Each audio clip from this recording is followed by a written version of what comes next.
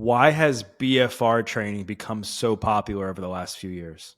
Yeah, great question. I mean, it's something that's been popular in sports medicine clinics and elite sport training rooms for, easily 15 years, if not 20.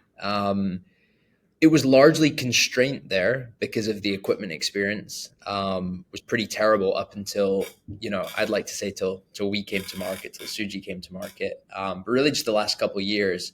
And I think the reason that it's now that the equipment is making it more accessible, um, targeted compression training, or sort of our take on BFR, is really popularizing because of its ability to build muscular strength without joint stress, and achieve similar, not the same, but very similar results to normal high intensity exercise, but with a very low exercise intensity effort, if you will. And that's awesome. If you've got injury, discomfort, if you have an aversion to normal high intensity training for some reason, it's also popular and becoming increasingly popular as a warm up device to relieve joint pain sensitivity, or as a post exercise device for or use for exercise recovery and offsetting DOMs. So I think really equipment experience, the underlying science is so robust and the outcomes are very, very real. It feels like you're doing something when you're using it, and the versatility of use is very high. And so, yeah, I think people are really starting to see it pop off and see it as a real value add to their health kit, to stay healthy and free of pain. So what I'm hearing you say is you're not like saying that people should just solely use BFR. There should be something that should be an accessory and an add-on to what people are doing already. Yeah, 100%. I think, this is something we even discussed a lot about at the inception of the company, and particularly as we've moved more into sort of a consumer sphere as well, is that people, and I've heard and we've debated the idea of it becoming a primary strength training tool. But I mean, the research is really clear on this, right? If your goal is to get stronger at squatting and deadlifting, you should go and squat and deadlift and lift every weight if you're capable of doing it, because that's how you're going to be the strongest you. And that's important. Strength training is important.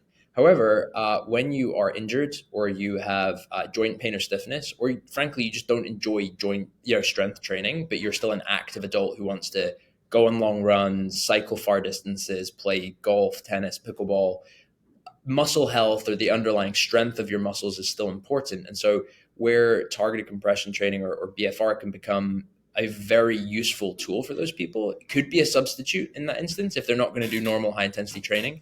But it really depends on depends on your intent. And so where I always encourage people to become adopters of it is, look, if you were somebody who wants to get stronger and has a reason, a contraindication or aversion to normal strength training, this is a great tool for you. If you're an active adult with joint pain or stiffness and strength training is hard or inconvenient, typical strength training is hard or inconvenient, this is a great tool for you. And then for some people who just want to recover better, it can be a great tool for you as well. But it's really, it would be wrong to be like, hey, it's just a blanket tool. Don't ever lift heavy weights again. That's not what we're saying here. How can people implement it into their strength training routine? Like walk my audience through, like if somebody is interested in building muscle, increasing their strength. We'll get into recovery and warm up in a minute, but how can BFR be a great tool for that? Specifically for strength training, if they were really focused on that as an outcome and they weren't using it because of some other indication or aversion, it's really great at targeting muscular groups. So a great example of this would be, we ran a case study with some professional rugby players in the UK, and they looked at it specifically at improving eccentric hamstring strength without increasing their chances of injury due to overtraining. Right, they already have a stacked training schedule, and strength training is a big part of that. They don't want to overload the bodies. They don't want to overtrain the guys and risk injury as a result of it. But a number of them were lagging in eccentric hamstring strength as one of the primary markers that they have for performance. And so they incorporated this as a bit of accessory work, if you will, where they would do 10 minutes of this on alongside at the end of a traditional strength training routine, focusing on hamstring based exercises. And I think in one case, at the top end, they saw a 31% improvement in 8 weeks, which is pretty tremendous given that these guys all had a history of no less than 7 years of elite, of highly conditioned strength training experience and exposure behind them. So you can really target the muscles that way, and add additional work without increasing the risk of overtraining.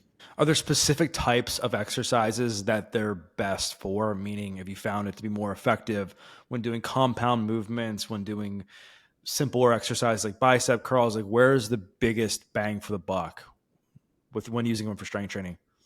We see more than 70% of people using it in both or just the lower limbs. So, lower limbs seem to be the place that people find the most use for it. I'm not saying that's because they're seeing the biggest gains there. That could be because, there's a bias in the number of people that are dealing with joint pain, stiffness, or using it for some other reason. But I think in the lower body, people typically feel and see the biggest return in terms of effort and time.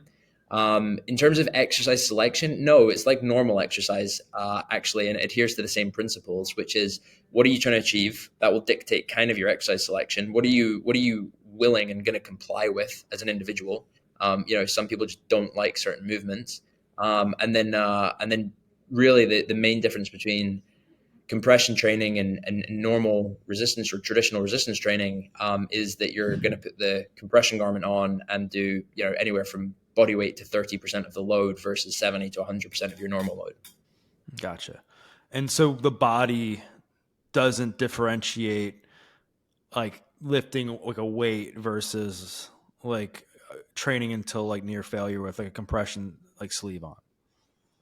Well, what is interesting is some new research out of UCF is suggesting that with the compression training on, you can actually you could potentially get more efficient with compression or BFR training. And what they mean by that is you can reach muscular fatigue faster compared to traditional resistance training. And so there may be an efficiency portion that could emerge. I'm not going to make that claim yet. It's some early research.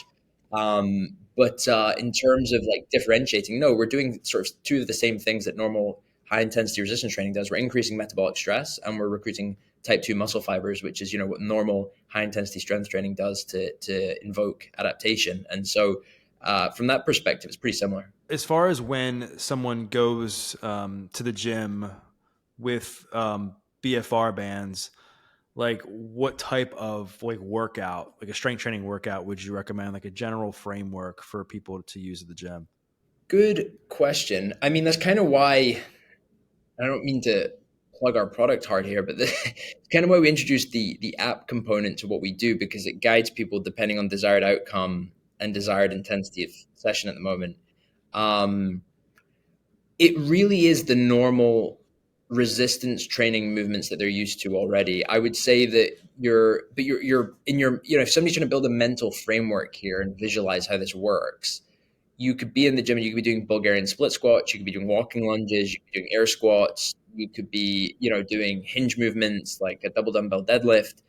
You can do all of these things. And if you feel good and you like them and there's something you want to improve, the addition of the cuffs basically means that you can reduce the mechanical load, and substitute that for the cuffs. I can try to expand on that, but I hope that answers your question, though. Yeah, I mean, I think it would just be useful for people to kind of understand, like, how can they make the most effective routine with the bands? Because obviously, like, it's going to be probably more taxing for somebody who's never used it before, right? Because of what it does. I would love to like kind of talk about like a general framework for people when they're just starting out. Okay. So I think building off the initial answer, mentally, if somebody was just listening to this, the way they can think about it is rocking up into the gym and they could choose to do a set rep scheme of Bulgarian split squats, lunges, body weight squats with the cuffs on. And that rep set scheme could look like anything from a 4 by 10 to a 4 by 20 or a 30, 15, 15, 15 rep scheme. Of course, the number of reps they do will increase the intensity, same with the number of sets. The other variable that I think is really going to help people understand here is the level of compression is going to significantly impact the intensity of the session in a similar way if you pick up heavier weights. So again, just trying to give that mental framework of what this looks like. You're going to go into a gym, you're going to bring the cuffs out with you, you're going to attach them, they're going to compress your limbs, so if they're on the lower legs. You're going to compress your limbs. You're going to wear the compression garment right at the top of the leg. It's going to compress the limb, and then you're going to go through a series of potentially 4 by 10 sets of lunges with the cuffs on. And the metric in your head that you want to be thinking about, or the two things you want to be thinking about, is what is the level of compression, like a low, medium, high, that I've applied here. And traditionally, I might do this with two 20 kilogram dumbbells racked on my shoulders or hanging by my side.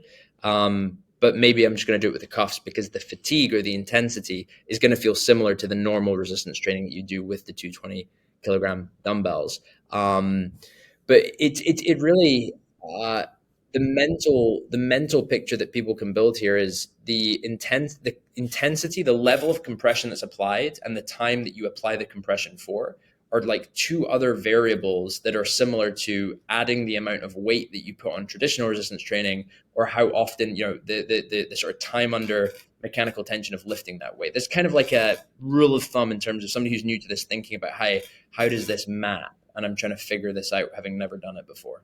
From a safety perspective, like what are some things people should be precautious with? So categorically, only use equipment that sets compression based on your blood pressure data. First and foremost, the research is very, very clear about this. Like, that is something, for this to be targeted compression training or blood flow restriction training, is just as safe as normal resistance training when properly employed. There was a paper at St. Mary's in London by a research group called Hughes and affiliates, published in 2019, that concluded exactly that. It's just as safe when employed with the proper equipment. Proper equipment means you are using a solution that has a compression garment that isn't incredibly thin, because when you have a very thin, non-wide cuff or compression garment, you need tremendous amounts of pressure to achieve the right compression. That's really uncomfortable relative to BFR itself, and dangerous if you go very, very thin. So width of cuff, and then a solution that measures the level of compression and is individualized based on your blood pressure data. Because if you overcompress, you are going to achieve the essentially probably the opposite effect. If the goal is not to fully restrict blood flow here, and so yeah, there would be my two bits of advice. Again, these are two things Suji does, but broadly speaking, this is how you stay safe with it. And I guess generally speaking, I think people, over the years they'll say, well, why should I invest, X amount of money into equipment when I know I can go into the gym and be safe and work out effectively, like on my own? Like what's the selling point you think for BFR, to like, why should somebody like consider purchasing a set of bands instead of just going to the gym and lifting regular weights? Yeah, it's typically why I don't focus too much on like a normal strength training use case of like, oh, I just want to get stronger. Because if your goal is just to get stronger and you have no aversion to normal strength training, no joint pain, no stiffness, no injury, no issue with normal strength training, you should go and strength train. The predominant way that I use Suji is as part of a warm up to relieve joint pain from my right knee because of the horrific surgery history I have on it. I use it as a 7 minute warm up intervention, which gives me significant pain relief when I take it off, so I can go and lift heavy weights. That's actually how I use it.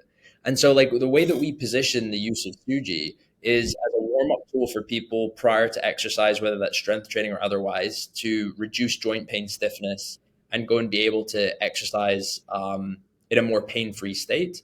Or we recommend it to people when they are injured or they're dealing, like, maybe post surgical, or have some other aversion to normal strength training. Well, this is the next best thing you could be doing when strength training is not an option. And that rolls over and bundles into the group of adults who might be, you know, 45, 55, who want to play pickleball, tennis, they want to go for long runs.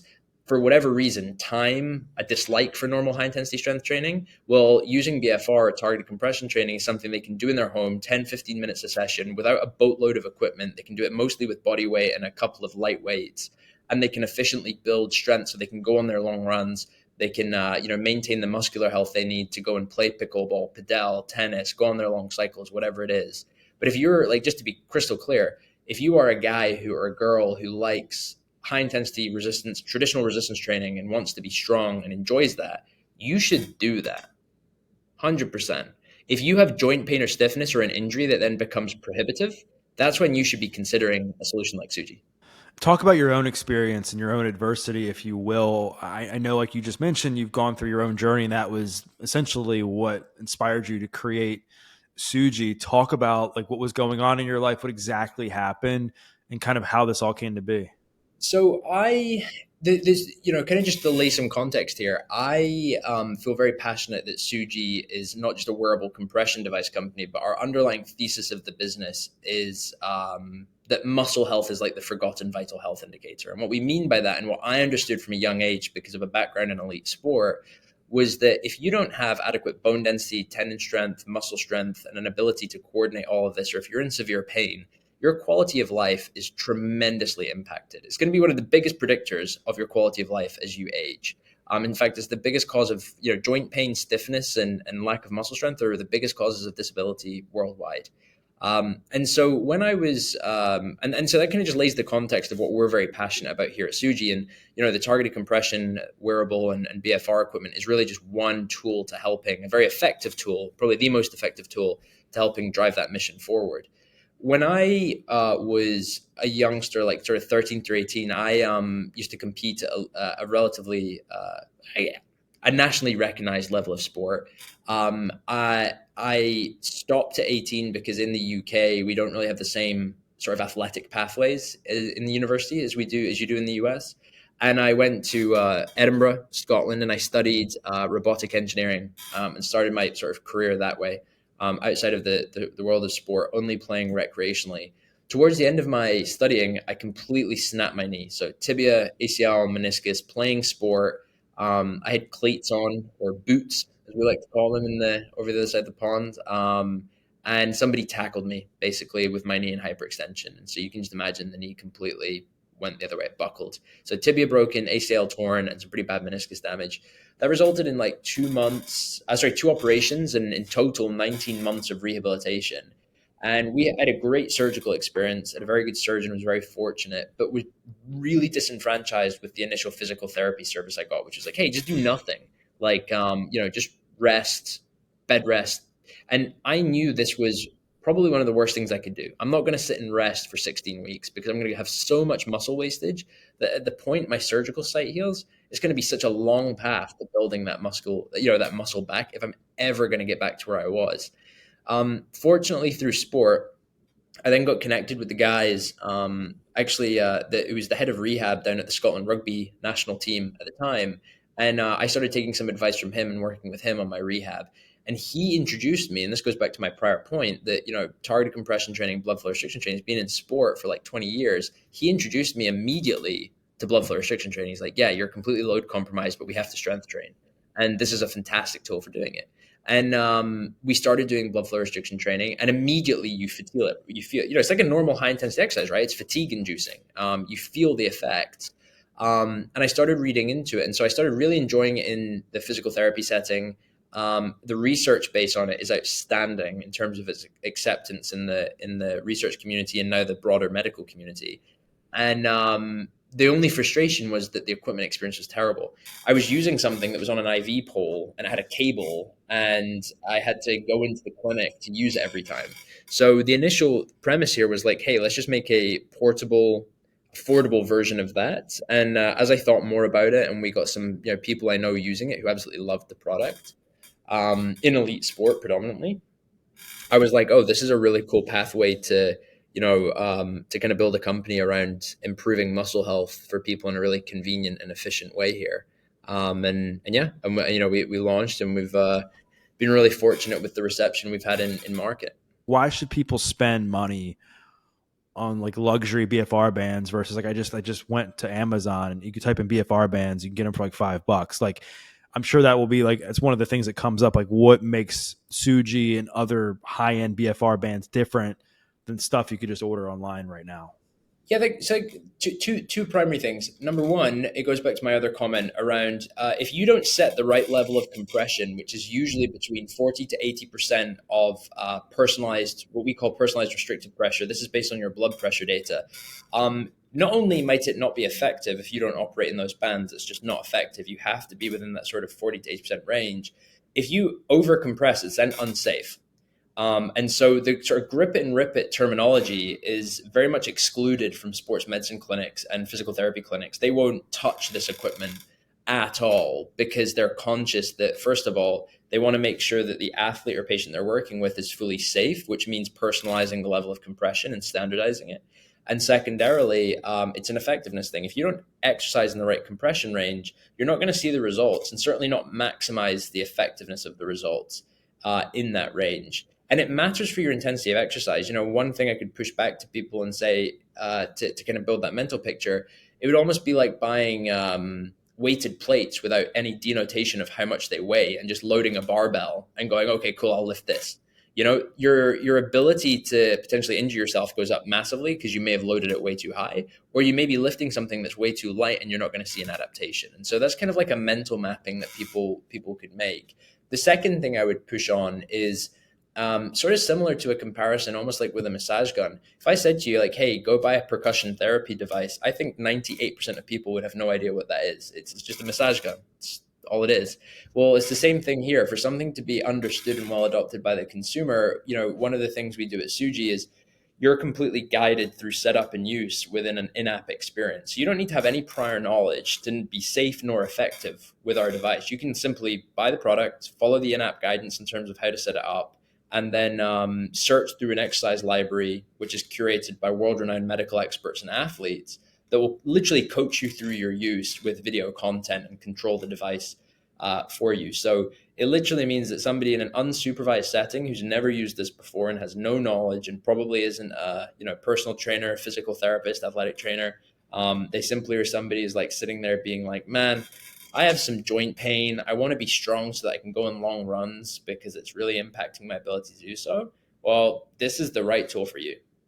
So essentially, like what really separates Suji from like other generic brands is like the research you put into it, the programming, like just how it's customizable, and you're not just buying some generic thing that people aren't going to know how to use, and it might not even be as effective for the average person.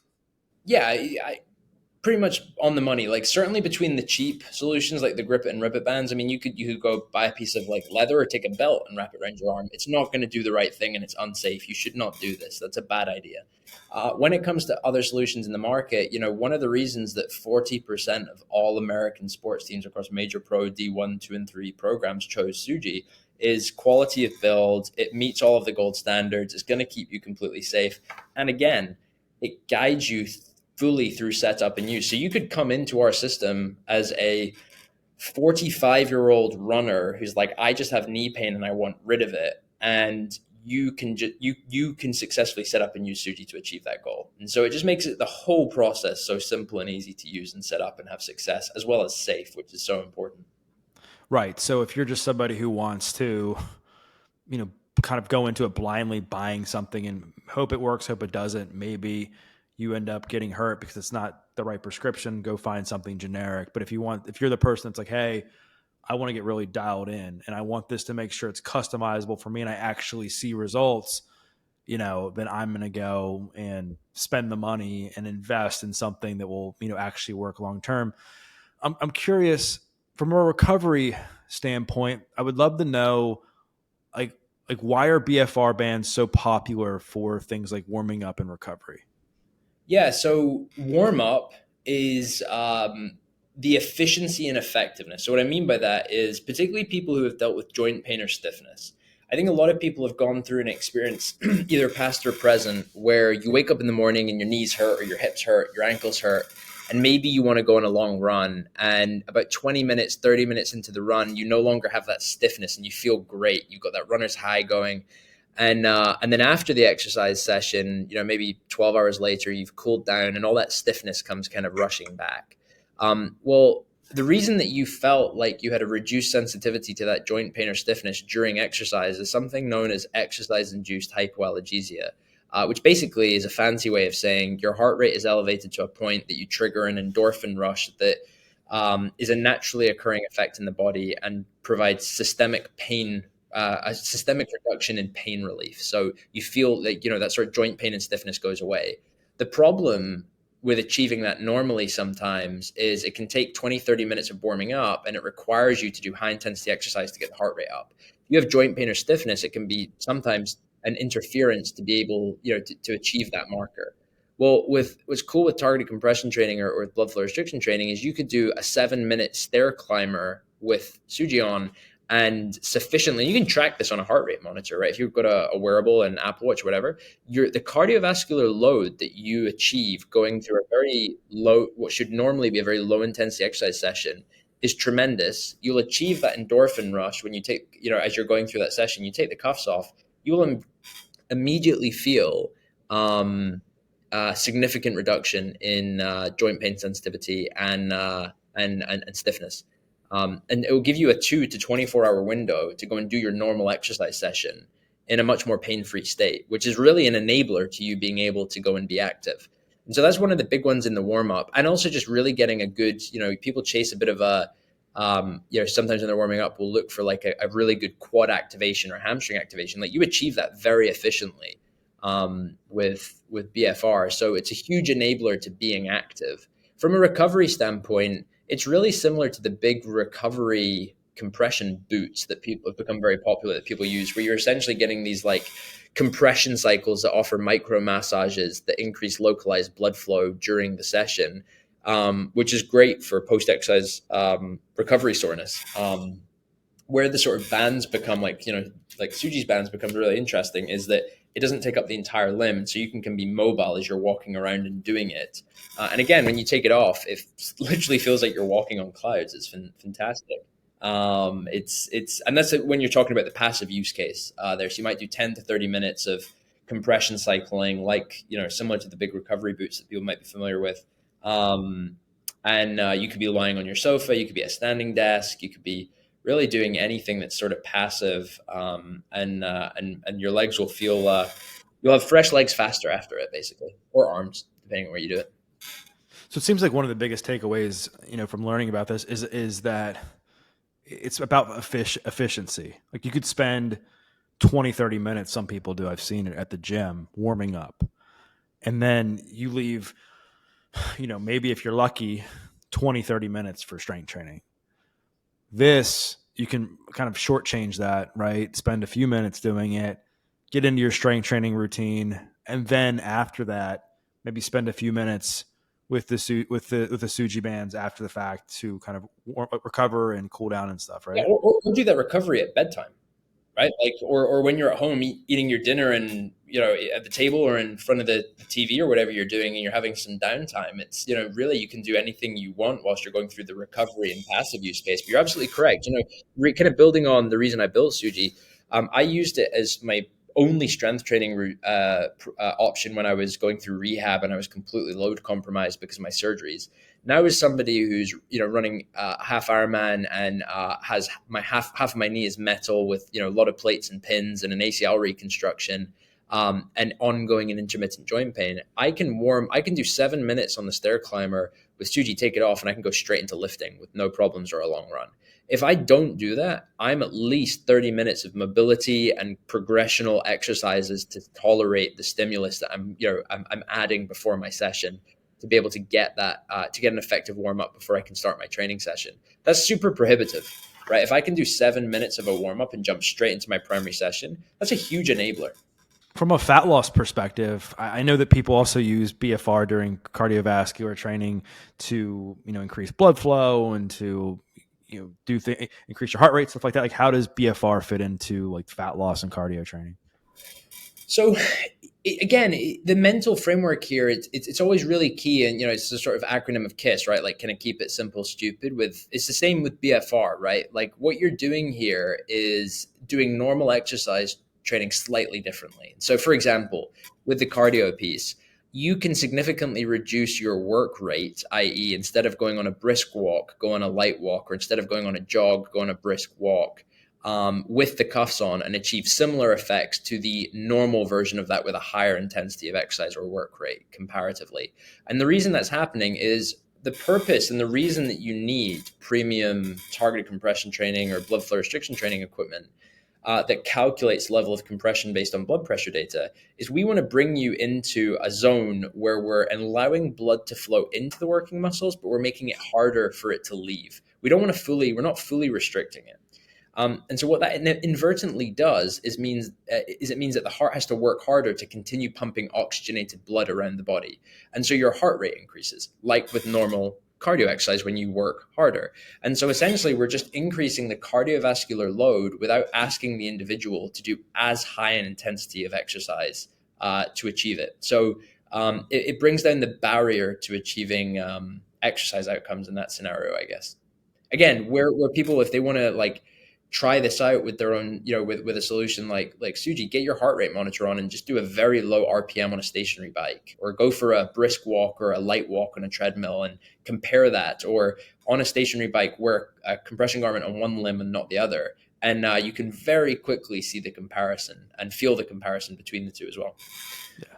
So really, it's just about simplicity and making this something that people can add into their existing like workout routines. I think, and I really want to hit this home, as somebody who's a fan of BFR bands and somebody who's been a personal trainer for 15 years, in that I think I've seen so many times people chase trends, right?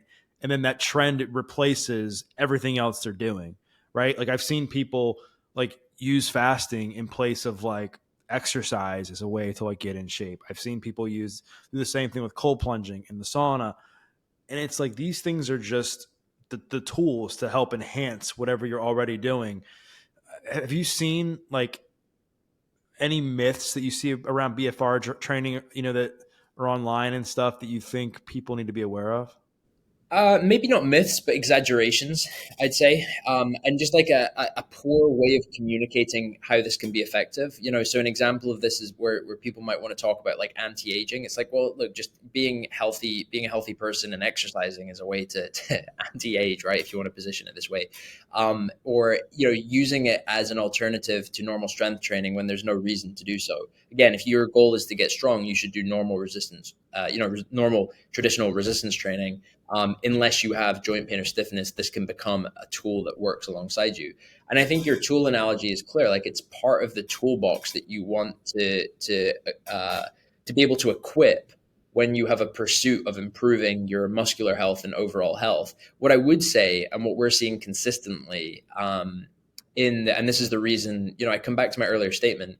Suji is a muscle health company. Our mission is to help people improve their muscle health so that they stay active and have a great quality of life. Because a lot of people just are very not consciously aware about the impact adequate muscle strength, good bone density, tendon strength, and a lack of pain will have on the quality of their life. You usually are reactive. People realize once they've had the surgery or once they're in pain what's going wrong, and then they try and solve for it.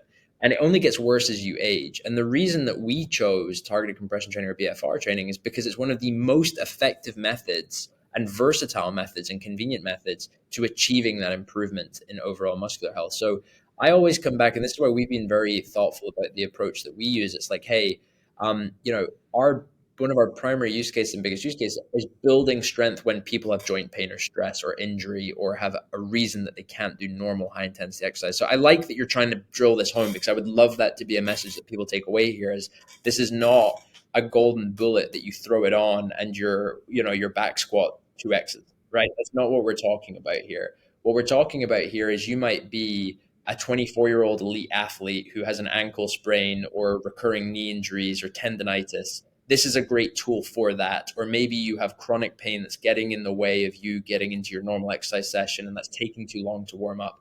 This is a great tool for that. Or you want a more efficient way of recovering between exercise, normal resistance training sessions.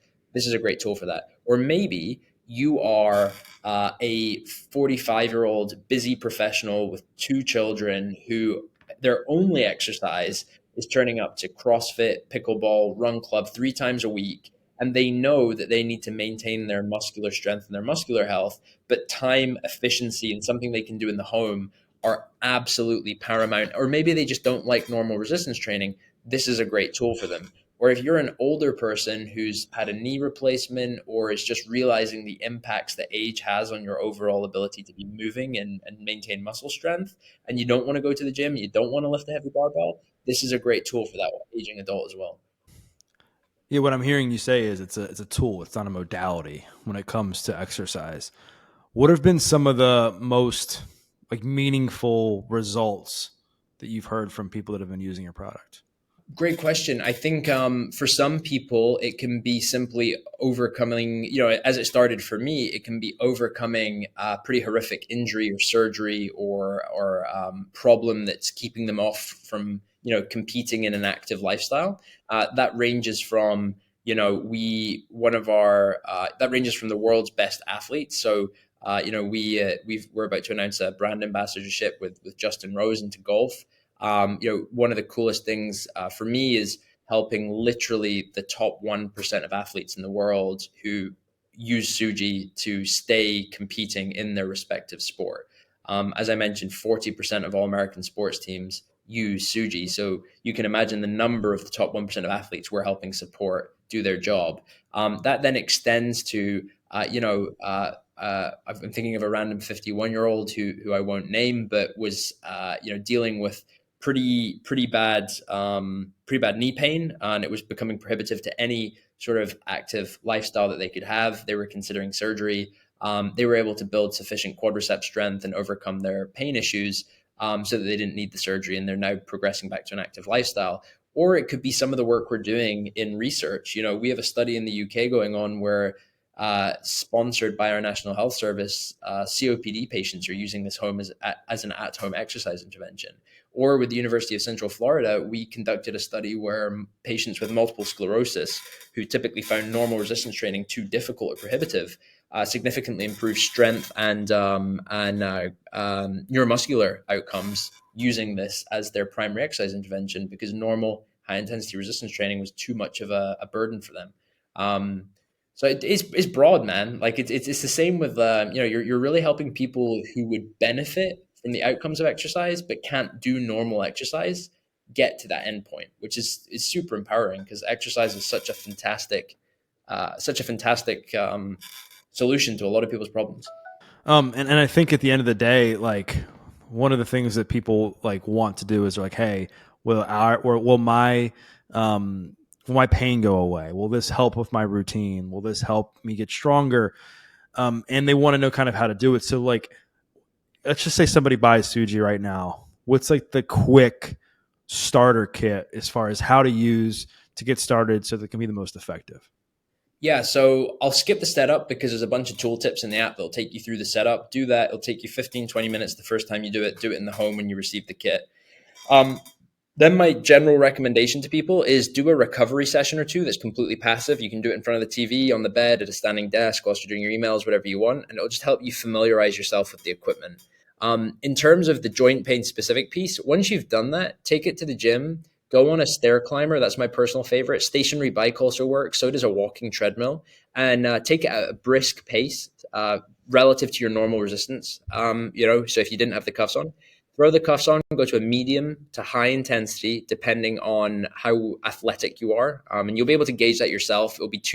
The way you'll know is it will quickly become too fatigue inducing, and you'll need to either dial it down, or if it's not fatigue inducing enough, you can dial it up and do a 5 to 7 minute warm up with it, and take it off. Tell me how you feel. I think that one of the other things I wanted to quickly cover is that what I'm hearing you say is like that Suji should be used just as much as a proactive tool than as a reactive tool. Meaning, you mentioned like people who have pain, like ankle pain, and then being able to quickly like short circuit, an injury, or people who have hamstring pain.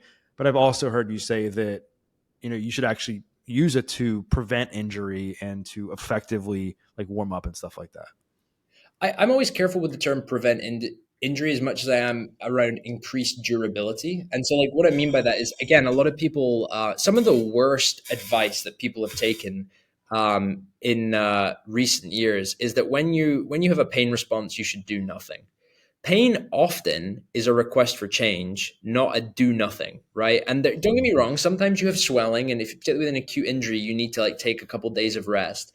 But the idea that if you get knee pain when you run, you should just stop running and being active is the worst advice anybody could take, because the primary modifiable risk factor that is associated with your pain is going to be your muscular strength. And if you do nothing, your muscular strength will deplete. And so where I really kind of talk about the proactive use case, is in the ability to get strength gains in an efficient manner that can either complement a normal resistance training, or if you're not doing one, can be the best alternative to one. Because if you increase your muscular strength, your tendon strength, and your bone density, all things that have been observed when doing target compression training or blood flow restriction training, your tolerance for load on the body is going to go up, your pain responses will go down, and you will be a more durable person that's capable of just dealing with the load of everyday living. Is there anything else about Suji or BFR training that you'd like to cover that we haven't covered already? Not really. I think just don't. I go back to my earlier points. Like, be aware as the the use case that this fits into, right? Why are you? Why like you're probably if this is if you are somebody who deals with joint pain or stiffness or has an aversion to strength training but wants to be active and maintain being active as an adult, this is a tool that you should seriously consider integrating to your exercise program. If you're an elite athlete, it's probably a no brainer. But when you do, don't overcomplicate it in your head. You're going in an active capacity, so non-recovery. You're going in to put the compression garment on and do some level of movement, and it will feel like intense exercise. Play around with the level of compression to something that's tolerable but still a stimulus, like you would with weights in a gym. And in the recovery capacity, it's just a passive application where the goal is to offer something, compression cycles that are akin to a sort of small massage and little muscle pumps. Don't overcomplicate it.